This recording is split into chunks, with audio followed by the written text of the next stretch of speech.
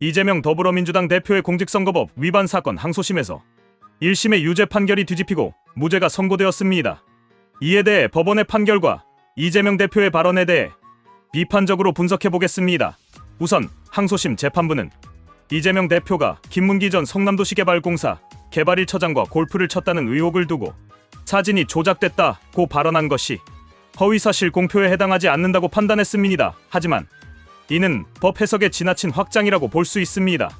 원본 사진에서 일부를 떼어낸 것이 조작이라고 판단할 수 있다 하더라도 그 맥락에서 중요한 것은 이재명 대표가 김문기를 몰랐다고 일관되게 주장해왔다는 점입니다. 사진은 분명히 두 사람이 같은 공간에서 함께 있었다는 점을 입증할 수 있는 자료이며 이를 단순히 조작이라고 표현하는 것은 오해를 불러일으킬 가능성이 큽니다. 또한 법원은 다른 곳에서 골프를 친 적이 있다고 말하지 않은 것이 잘못이라고 할 수 없다고 판결했습니다.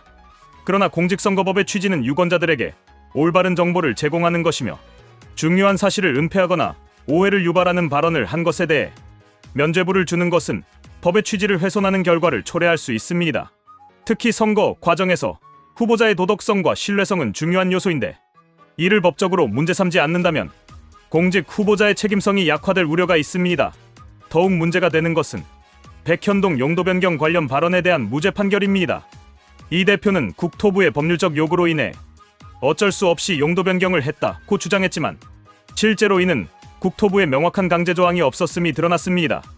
1심 재판부는 이에 대해 명확하게 유죄 판단을 내렸지만 항소심 재판부는 법률적 요구라는 표현이 혁신도시법상의 의무 조항을 의미한다고 좁게 해석하는 것이 표현의 자유를 침해한다고 주장했습니다. 하지만 이는 법 해석을 지나치게 관대하게 적용한 것입니다. 정치인의 발언이 법적 책임에서 벗어나기 위해 표현의 자유를 방패로 삼는 것은 매우 위험한 선례를 남길 수 있습니다. 법원은 또한 국토부 공무원들이 따르지 않으면 직무유기로 문제 삼겠다고 협박했다는 발언 역시 허위사실 공표로 볼 수 없다고 판결했습니다.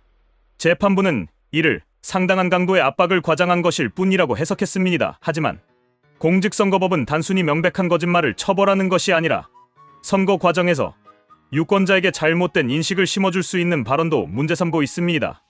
협박이라는 표현이 단순한 과장된 압박에 불과하다고 보는 것은 정치적 발언에 대한 책임을 지나치게 완화하는 것이며 유권자들에게 전달되는 정보의 신뢰성을 저하시킬 위험이 있습니다. 이번 항소심 판결은 선거 과정에서 후보자의 발언에 대한 법적 책임을 느슨하게 만드는 결과를 초래할 가능성이 큽니다.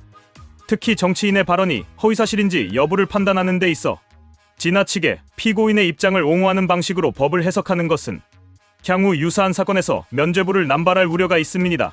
또한 이번 판결은 선거 과정에서 정치인의 발언이 가지는 영향력을 과소평가하고 있으며 유권자들이 올바른 판단을 할 수 있도록 보장하는 공직선거법의 취지를 약화시키는 결과를 가져올 것이 분명합니다. 결론적으로 항소심 재판부의 이번 판결은 공직선거법의 적용에 있어 지나치게 정치인의 표현의 자유를 보호하는 방향으로 흘렀으며 그로 인해 정치인의 발언에 대한 책임성을 약화시키는 결과를 낳았습니다. 또한 이재명 대표는 자신의 발언이 문제가 되었음에도 불구하고 이를 회피하는 방식으로 해명하며 법적 판단을 자신의 정치적 도구로 활용하려는 모습을 보였습니다. 이는 정치인으로서의 책임감 부족을 보여주는 것이며 법원의 판결 역시 공정성과 형평성을 고려하지 않은 채 표현의 자유에 과도한 비중을 둔 것으로 평가할 수 있습니다. 향후 공직선거법의 적용과 정치인의 발언에 대한 법적 책임을 보다 엄격하게 다뤄야 할 필요성이 더욱 커지고 있습니다.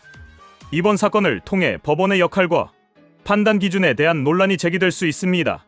재판부가 단순히 표현의 자유를 보호한다는 명목으로 허위사실 공표 여부를 과소평가하는 것은 법적 판단의 신뢰성을 훼손할 수 있는 위험을 내포하고 있습니다.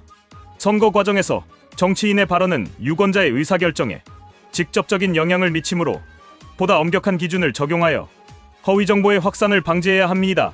만약 이러한 흐름이 지속된다면 향후 정치권에서 유사한 사례가 반복될 가능성이 높아질 것이며 이는 대한민국 정치 문화의 신뢰도를 저하시킬 수 있습니다.